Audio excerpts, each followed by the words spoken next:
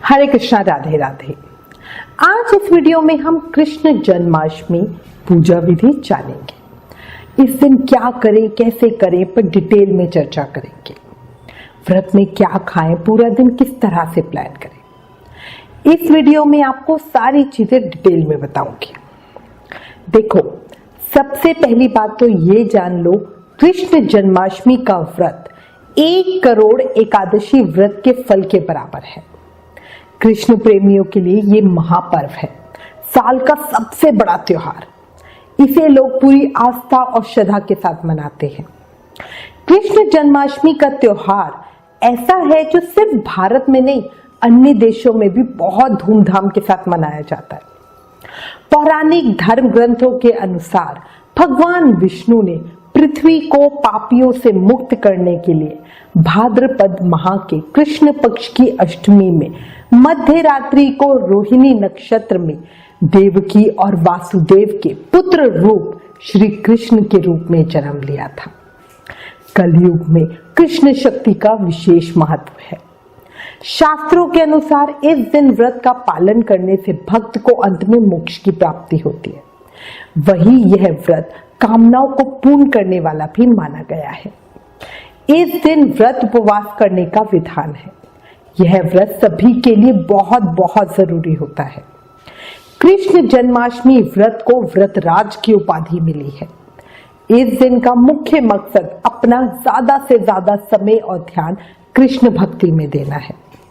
इस दिन उपवास करेंगे, जो व्रत करेंगे उसी के साथ कृष्ण भक्ति के गीतों को सुनेंगे, भजन सुनेंगे, और घर का जो हमारा पूजा घर होता है, मंदिर होते हैं, वहां कृष्ण लीला की झांकियां सजाई जाती है, बहुत सारी चीजें होती है।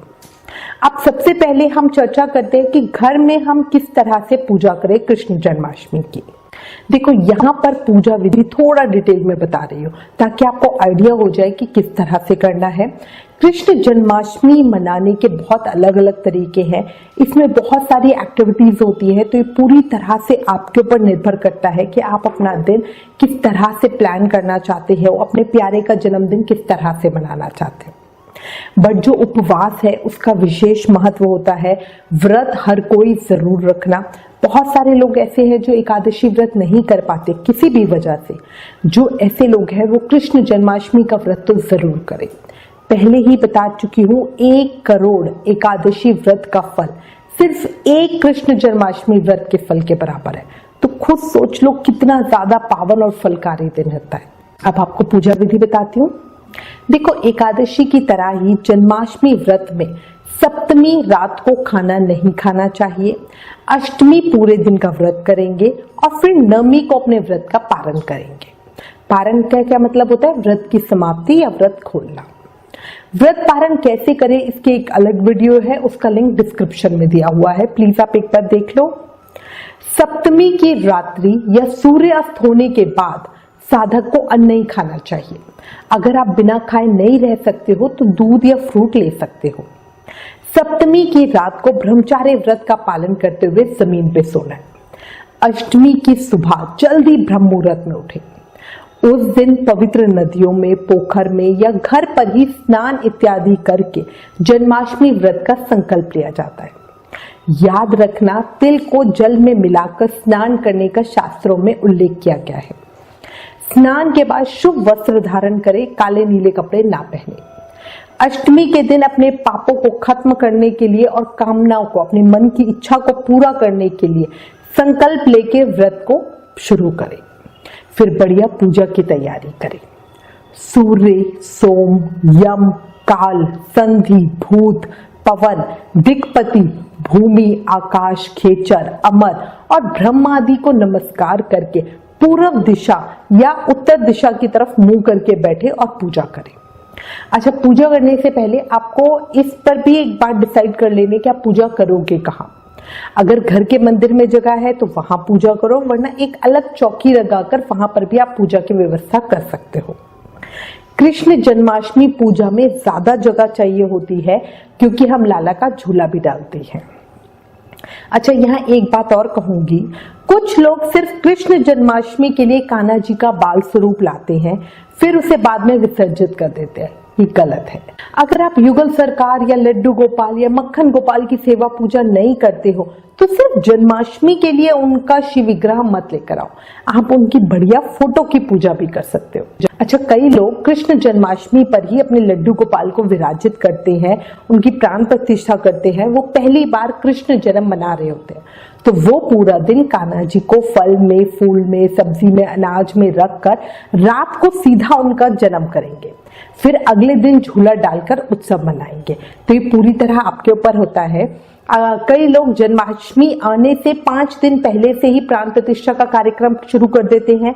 कई लोग जो पूरे दिन के पहर होते हैं उनके हिसाब से एक एक पहर में फल में, फूल में, सब्जी में उस तरह से रखते हैं ठाकुर जी को। तो पूरी तरह से कि आप किस तरह से प्रक्रिया करते हो। अच्छा, जिनके लड्डू गोपाल जी सेवित है वो उनका जन्म उत्सव सुबह से ही बनाएंगे।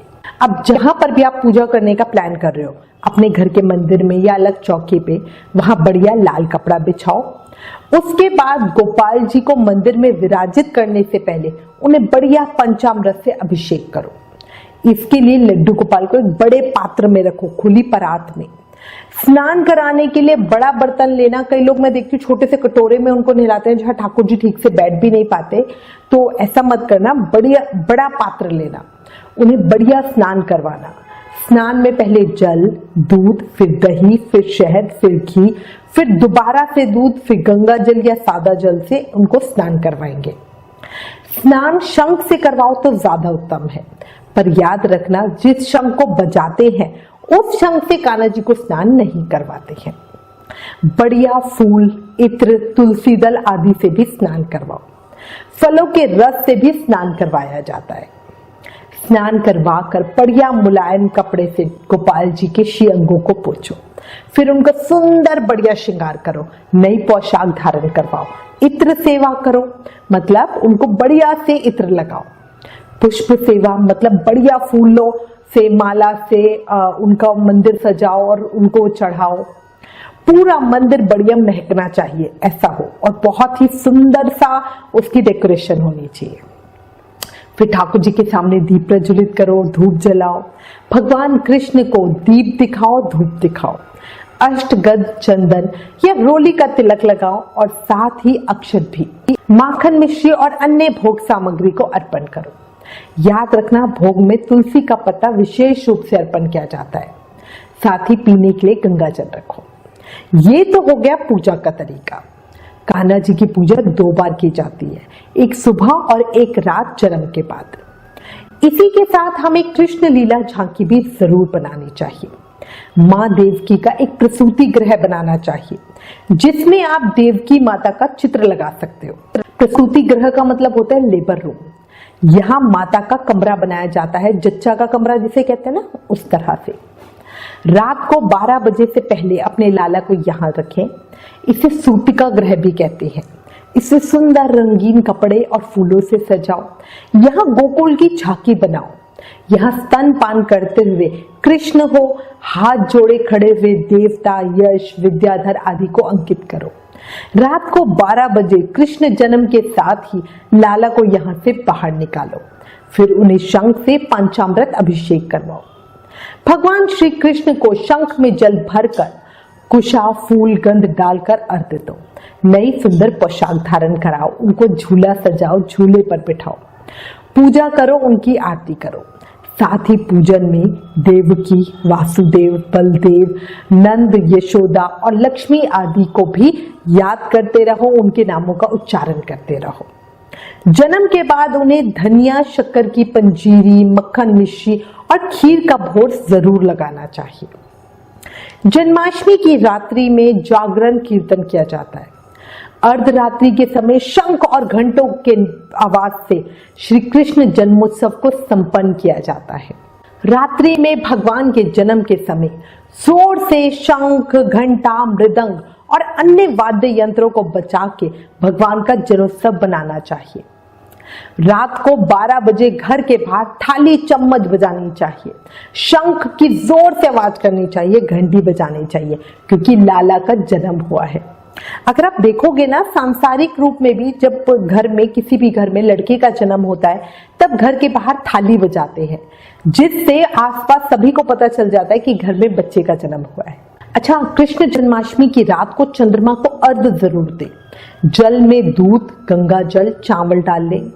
पंजीरी का प्रसाद चंद्रमा देवता को अर्पित करते हुए अर्घ दे। इस दिन निराहार व्रत करना चाहिए। भगवान कृष्ण के पवित्र नामों का जाप करते रहना चाहिए। पंडितों के अनुसार इस दिन रात्रि के समय श्रीमद् भागवत गीता का पाठ और कृष्ण लीला को सुनना और उसके का ध्यान करना चाहिए। व्रत के दूसरे दिन व्रत का पारण करके मंदिरों में ब्राह्मण को अन्न, वस्त्र, सोना, चांदी, पैसे वगैरह दान करने चाहिए।